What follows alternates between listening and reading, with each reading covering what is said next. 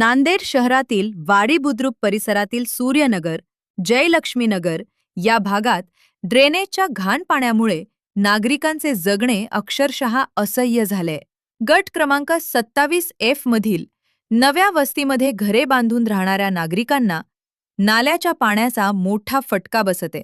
या भागातून जाणारा परंपरागत नाला थेट नागरिकांच्या प्लॉटमधून वाहत असून गणेशनगर, काबरानगर, यशोविहारसह इतर भागातील सांडपाणी आणि मनपाच्या जलशुद्धीकरणाचे पाणीही याच नाल्यात सोडले जात असल्याचा आरोप आहे। परिणामी नाला तुडुंब भरून वाहत असून नागरिकांना घराबाहेर पडणेही कठीण झाले। दुर्गंधी, डासांचा प्रादुर्भाव आणि डेंग्यूसारख्या आजारांचा धोका वाढल्याने परिसरातील नागरिकांचे आरोग्य धोक्यात आले।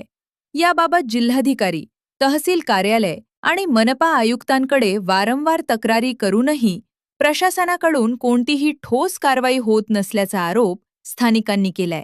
दरम्यान प्रशासनानं तातडीनं उपाययोजना न केल्यास नाल्याचे पाणी रस्त्यावर वळवण्याचा इशाराही संतप्त नागरिकांनी दिलाय।